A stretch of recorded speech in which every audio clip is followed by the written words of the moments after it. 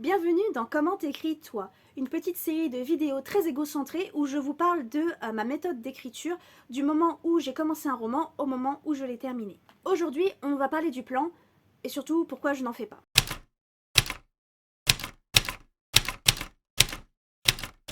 Il y a toujours cette petite guéguerre entre les architectes qui planifient tout et les jardiniers qui ne planifient rien. Dans l'idée, en fait, vous faites ce que vous voulez. Et puis même, ce ne sont pas juste deux choix. Ce sont deux extrêmes sur une échelle, et parfois on se retrouve un petit peu au milieu. Dans l'idée, je ne fais pas de plan. Je suis très impulsive dans mon écriture. Je vous en ai parlé dans la dernière vidéo de la série. Dès que j'ai une idée, je commence à l'écrire.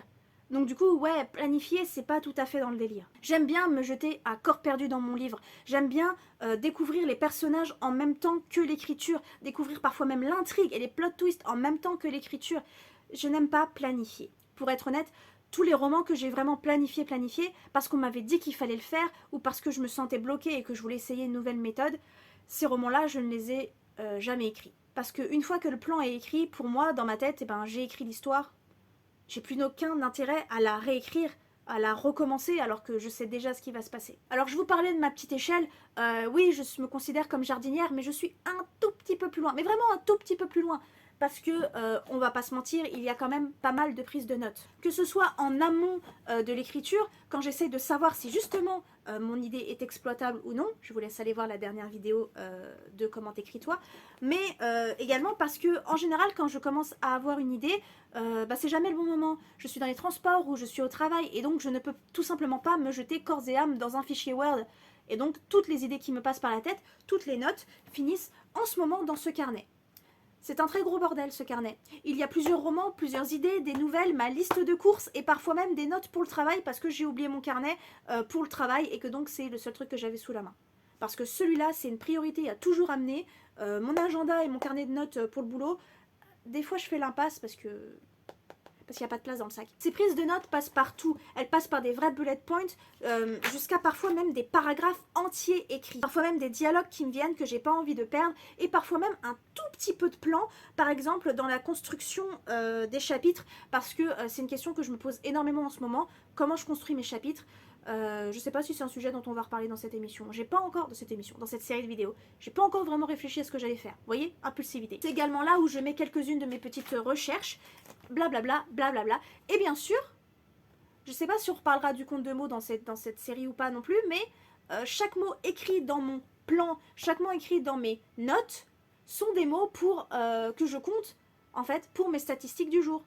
Parce que j'ai écrit ces mots-là. Du coup, plan ou pas plan, ça dépend de vous, mais parfois ça dépend même d'un roman. La méthode d'écriture peut changer drastiquement d'un roman à l'autre. C'est pas parce qu'une méthode fonctionnait pour tel roman qu'elle ne fonctionnera pas pour l'autre. C'est encore assez récent, cette prise de notes assez poussée que je fais en ce moment avant de commencer l'écriture d'un roman. Actuellement, je fais ça parce que je dois absolument travailler sur la réécriture de mon roman de zombie pour l'envoyer à Rajo.